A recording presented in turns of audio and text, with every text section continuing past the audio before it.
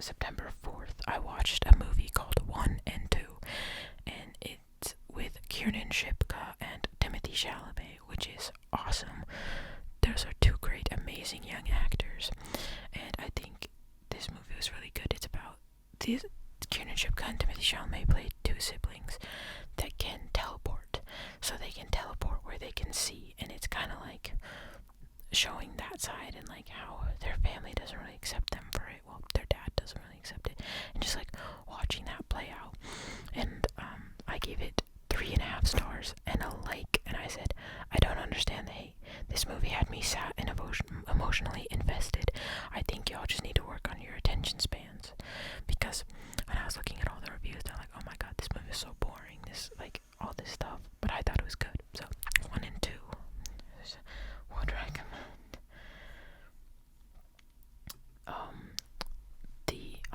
Also on the 4th, so the same day, I watched The Devil Wears Prada, because I had been seeing all of the like spoilers, frankly, of The Devil Wears Prada 2, and I was like, I need to get off my phone, so I watched The Devil Wears Prada, and I said, I love all the quotes from this movie. I love this movie in general.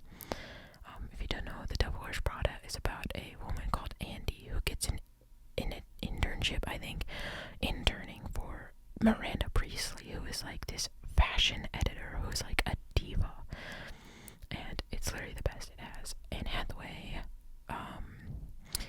what's her name, Emily Blunt, and Meryl Streep, and Stanley Tucci. Like, this movie is awesome. But yeah, I gave this 4 stars and a like. I love The Devil Wears Prada. On September 8th, I watched Meet the Robinsons again. This is a movie I watched as a child a lot. Like you can see, I said, love this, the little things you see, knowing the twist. This was one of my hyperfixation movies as a child, and it's still great now. Keep moving forward. The Meet the Robinsons is about a kid called Lewis, and Lewis is an inventor. He's a tinkerer. He loves doing things with his hands. It's very men in STEM forward, this movie. But Lewis is an orphan, so he lives at the orphanage, and so they're having a science fair one day, and Lewis is like, I made this device that you can see your memories through, because he wanted to see who his mom was, because he doesn't know, obviously he's an orphan. And so it's kind of just going through that, and then some kid comes from the future and is like, you need to help me fix my time machine, and then it just like snowballs from there. It's a great movie. It's a Disney movie, and Keep Moving Forward is the like slogan of one of the main characters in it. But yeah, I gave it 3.5 stars and a like. Next I watched Ponyo, because I saw it on HBO Max. I was like, I can't not watch Ponyo. If you've never seen Ponyo, if you've never seen like a Ghibli movie before, Ponyo is a great place to start. It takes a little while to get going, but it's the best. It's about this goldfish who turns into a girl because she wants to be friends with a little boy named Sasuke. And it's kind of just like the repercussions of, can a fish be a girl? Like her parents, her fish parents or whatever. It's just an awesome movie. I can't explain it to you. It's just, it is what it is. I said, an absolutely incredible Ghibli movie. One of my favorites. So cute, and the visuals are unbeatable. I give it 3 stars and a like. Yeah, just any Ghibli movie, actually. I'm always down. The next movie I watched is called Spinners. Spinners is a short with Ify Nwadwe and Timothy Chalamet in it, and I thought this movie was really cool. As a person who has helped film short films before, who has been been on set of a short film, they are always so much fun. Like, it's so much pressure, because mostly when you're doing short films, it's like for school, it's a project, or it's just stressful because you're doing it on like $10 budget, maybe. They obviously had a bit of budget here, but Spinners is about these 2 sign spinners, Ify and Timothy, and they keep getting like bullied and stuff, and so this this mom who lives in her car, who's homeless, helps them out. It wasn't the best. I gave it 2 stars just because the plot wasn't really there. It was like, I think it was like 8 minutes long, and like there are like 2 big scenes in it, and I just thought it was like a little lackluster. I feel like they could have done more. 2 stars. And I did not like it. I don't like it. On September 22nd, so a fair bit later, I watched Superman again with my stepdad because he had never seen it. And it finally got released at home. And so we were like, okay, let's watch Superman. Superman is about Lex Luthor doing his thing. I don't know how to explain Superman to you guys.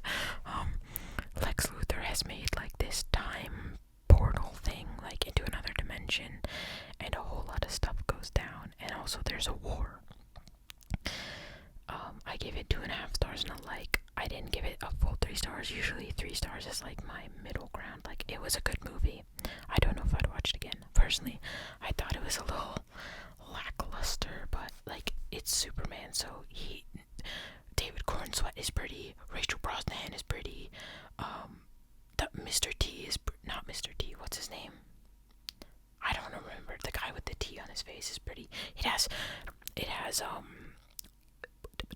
I was about to say John Nolan. What's his name? Nathan Fillion with a bowl cut as Green Lantern. It's just awesome.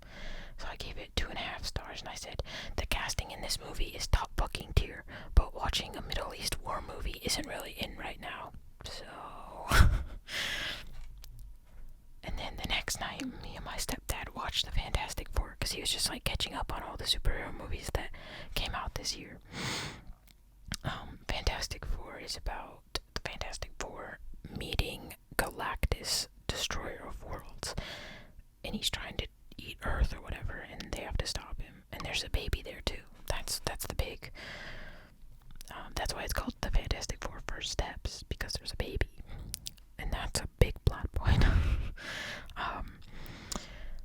But yeah, I love Pedro Pascal. I love what's his face who plays Johnny. He also played Eddie Munson. I can't for the life of me think of what his name is, but it's okay. Fantastic Four First Steps, I gave 3 stars, and like I said, I've got to stop rewatching movies at home that I saw in theaters. There's so much less drama, and my eardrums are fine. How boring. Like, this time I understood the people wanting the Fantastic Four to give him up. And if you've seen the movie, you know what I'm talking about.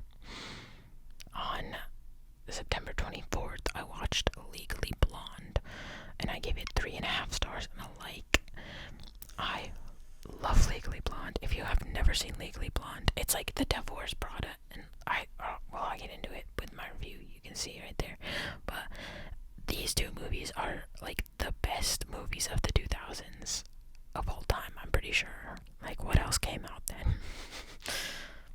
Anyway, this being a movie about girls being girls is the best. I love how Elle makes friends with Paulette and Vivian. It's the best. Also, this and The Devil Wears Prada would be an earth-breaking double feature. Earth-shaking double feature. And I stand by that, and I've always said that. It truly would be, because like, they're 2 of the most quotable movies of all time. And it's like, I'd be screaming at the TV if I did a double feature with this with my friends. But yeah, I don't know if I have to explain the plot of Legally Blonde. Elle Woods, who is Reese Witherspoon, is going to like college for a fashion marketing, right? And she thinks her boyfriend is gonna propose to her. His name is Warren. And so she says, and they go out to dinner, and she's like, it's this really nice fancy restaurant. She's like, oh my god, he's gonna propose to me. And then he's like, I think we should break up. And he's like, it's because I need a serious girlfriend. I'm going to Harvard Law next year. If I want to be a senator by 30, I can't be dating you. And then she girl bosses so hard and gets into Harvard Law School to try and win him back, but she ends up learning that she doesn't need him, and it's fierce as hell. Love this movie. Next, on the 24th as well, I watched Salmon Fishing in the Yemen, because I saw an interview with Ryan Gosling and Emily Emily Blunt when they were doing press for The Fall Guy, and they were asked what their favorite movie was, and Ryan Reynolds said Salmon Fishing in the Yemen, and I was like, what's that? And it's an Emily Blunt movie with Ewan McGregor where this like sheikh or something in Saudi Arabia, or just like in the Middle East period, I don't remember exactly where, and I don't know where the Yemen is, he loves salmon fishing, and so he hires Ewan McGregor to put salmon in the Yemen so he can go fish them. And it's like this whole like love story thing with Emily Blunt. I didn't think it was that good. I gave it 2.5 stars and no like. And I said, came for the silly name, stayed for Ewan McGregor's silly accent. I don't know if it's his actual accent, but it is silly. And I never watched I've probably seen the Star Wars trilogy, but I've not like consciously seen it. Like when I was like older, I haven't watched it since I was a child, and I don't really remember what happens. Don't come for me. I'm not a Lucas Films guy. I watch the new ones because I like Daisy, what's her face, but like I'm not into. I'm good. I like other stuff better. On the 25th of September, I watched Harry Potter and the Goblet of Fire because I kept seeing all like this stuff for like the new Harry Potter, and I was like, when that comes out, there's no fucking way I'm watching that. So let me go watch the movies, which are the best already. And so I watched Harry Potter and the Goblet of Fire, and I said, this is the best one. No, I will not be taking questions at this time. And I gave it 4 stars and a like. Harry Potter and the Goblet of Fire is the one where it's the Triwizard Tournament, and Harry is put in the Triwizard Tournament despite being younger, and despite being the 4th Triwizard chosen. So there are 2 representatives from Hogwarts, and it's just, I don't know if you've never seen Harry Potter before, that's on you. Also on the 25th, I watched Unknown Number, The High School Catfish. This movie, or this documentary, oh my god, someone needs to kill the person who did this to these children, because I can't even explain it. Like, they just need to, like, once. So just watch it, because it is crazy. It's a little long, I think, and they didn't really go in depth after like revealing who it was into like why they did it, why they like started doing it again after so long. Like, they just really didn't give us a motive, and they really didn't like explore that any more than like they physically had to, you know what I mean? But yeah, I gave it 2 stars, and I said, what the fuck? But screamed like Brittany Broski, so like, what the fuck? What the fuck? That's the vibe. And there was this, I follow Uncarly on Letterboxd, and I think you should too. She's really funny. She also has a YouTube channel, which I follow. But she said something like, you couldn't waterboard this information out of me, and this woman agreed to do a documentary about it. And so that was a good one. Also on the 25th, dang, I was going off on the 25th. Just watch a movie after movie. On the 25th as well, I watched Diary of a Wimpy Kid because it was almost October, but now it is October, and I'm doing a film. I'm doing a film fest for October. But I watched Diary of a Wimpy Kid. I gave it 3 stars and a like, and I said, growing up is realizing Greg Heffley is an asshole. Also, this is a Halloween movie, because if you've seen Diary of a Wimpy Kid, like, I don't know how to explain it. It's just awesome. And it is a Halloween movie, because like most of it, or like there's a scenes in it that happen on Halloween, and it's just like, yeah, obviously it's a Halloween movie, duh. But yeah, that was a good one. Diary of a Wimpy Kid is about Greg Heffley, who is he's just starting middle school. He's in like 6th or 7th grade, I don't actually know, and it's just him like growing up, and he's like an anti-hero in it, and like what I'm learning, it's called an unreliable narrator, and so he like is very altruistic. I think that's the right word, where he's like only thinks for himself, and he's like, fuck my friends, they're so like they're not on my level type thing. The 26th of September. I was about to say November. What the heck? On the 26th of November. Oh my god. On the 26th of September, I watched Adolescence. And oh my god. I gave this 5 stars. And I liked it a lot. Not like I liked it, like it was like, oh, that was so, but like this is real raw emotion. This is television. It's crazy. You guys have to watch this. I said I haven't seen anything that made me feel like this did. I genuinely don't have words. I'm definitely making a video on this because the writing, the acting, the one shot, the feel, incredible. They deserved every win they got, and I did. So check the pinned comment. Check out my other channel where I make podcasts. Well, it's not a podcast anymore. I'm making videos over there. But yeah, that was a great link in the pinned comment for that video. On the 26th as well, I watched Up in the Air, and this movie was really bad. It's a George Clooney movie, where he is this guy who gets flown all the way around the country to go and fire people. And Anna Kendrick is there, and it wants to change the way he fires people to like make it be a Zoom call instead, so he doesn't have to like go and leave or like everyone who does this job doesn't have to like leave their family to go and fire people anymore. And George Clooney's character is like, but that's why I do this job. I like being in hotels. I like feeling important at the airport and all this stuff. And I gave this 1.5 stars, and I said genuinely no idea what happened in this movie because there was 1 billion storylines, and there were so many overlapping storylines that you just get lost.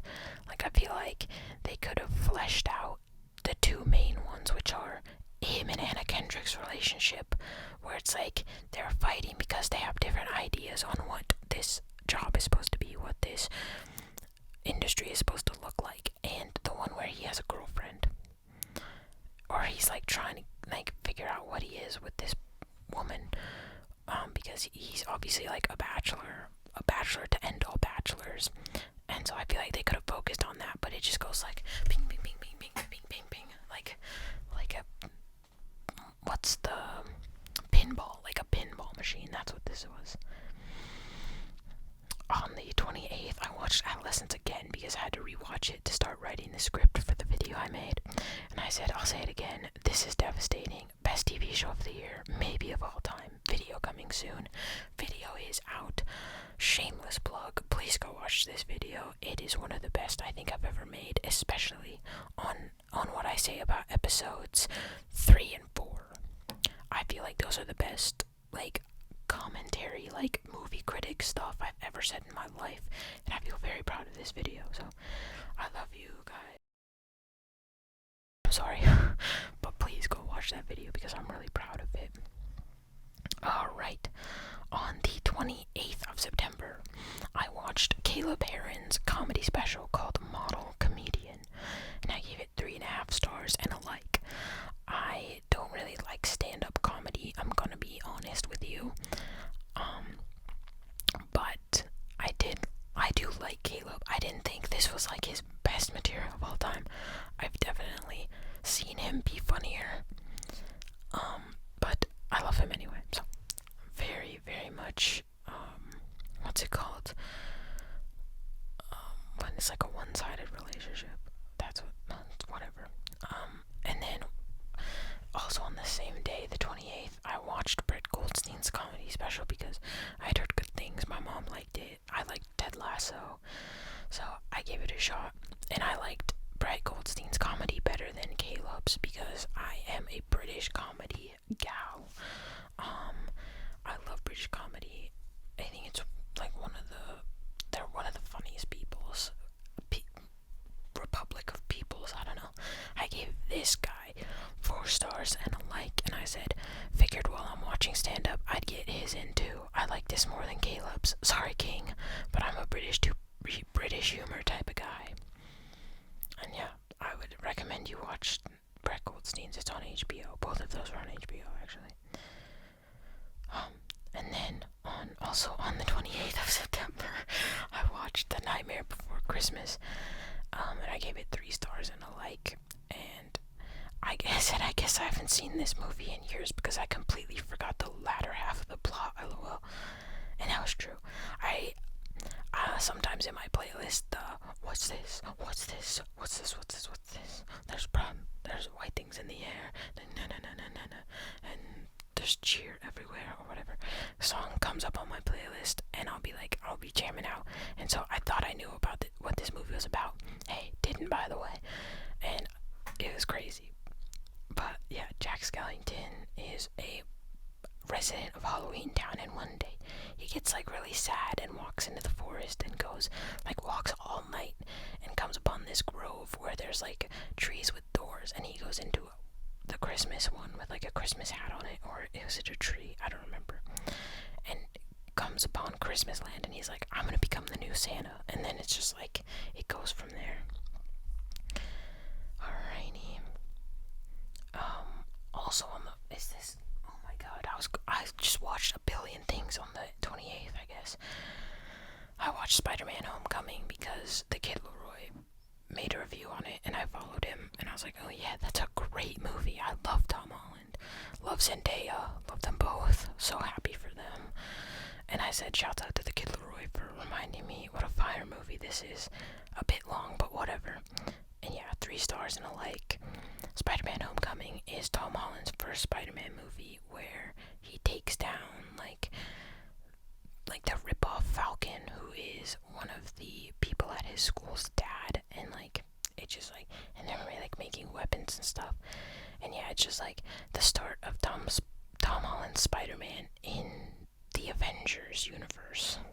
So he's the first Spider-Man to be an Avenger.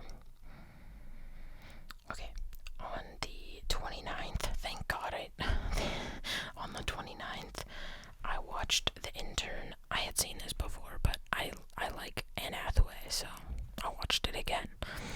I gave it 3 stars and a like. The Intern is about this woman called Jules, and she runs a fashion company that primarily is, or I think is only an e-commerce fashion website. And they have this program where they're hiring a senior intern, so elderly people who are interns. And Robert De Niro, I forget his name in it. It's I think it's Ben. Ben gets hired, and he gets assigned to Jules, her personal intern. And so at first she's oh god, this old guy. But as they get to know each other, they become friends and really are able to form that relationship and be friends, and yeah, just have companionship in the workplace. Jules is clearly this overstressed person who needs an escape, and Ben provides that for her, and it's adorable. And I said, Robert De Niro's only nice guy role. Also, this is just Miranda Priestley, but a different font, which is true. The Devil Wears Prada in this movie would also make a great double feature. Alright, and I think this was the last movie. Oh, no. There's one more movie I watched after this. But because it was on the 30th or 29th as well, I watched Frankenweenie with my family because my mom likes Halloween movies, but she only likes Halloween movies that are made for 6-year-olds. She won't watch anything that has blood in it. So it's really hard to find new Halloween movies to watch with her. So we just watched one of the ones we'd seen before, which was Frankenweenie, and we gave it 3 stars. I gave it 3 stars and a like. And yeah, I said sometimes you just gotta watch a kid bring his dead dog back to life because it's almost October. And I feel that sums it up. Yeah, that's exactly what Frankenweenie is. He brings his dead dog back to life, and the movie begins. After we watched Frankenweenie, I remembered we had this movie as kids. It's called Superman the Arctic Giant, and we had the VHS as children. And I remember me and my brother watching this like so many times, and it was just like fire because this was made in 1942. What business did we have watching this movie at all? But it was awesome.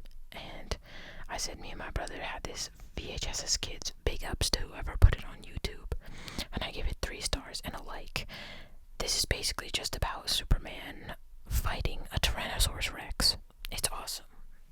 10 out of 10 would recommend. And it's on YouTube, so check it out, check it out, check it out. Alright.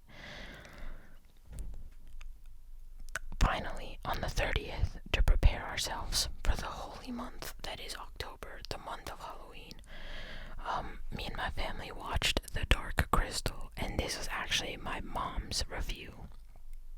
So she gave it 4 stars and a like, and we collectively agreed that Fizzgig is the best part of this movie. So The Dark Crystal is about this crystal, obviously, that these like 10, I forget what they're called, but these like 10 birds have like ruled over for like ever. But this kid, who is, I don't remember his name either, but this kid has a shard of the crystal that will fix it and make it so it isn't dark anymore, and bring like the landscape and the people and those birds, like rejuvenate life and bring them back. And it's just like the story of like how he goes about that.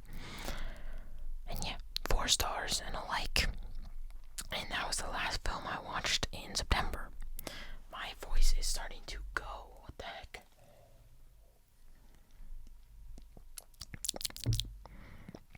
Alrighty, guys. Thank you guys so much for being here. I hope you enjoyed this. Oh my god, I'm sorry. I hope you guys enjoyed this sort of longer video. Can I? Oh my gosh. I love you guys so much.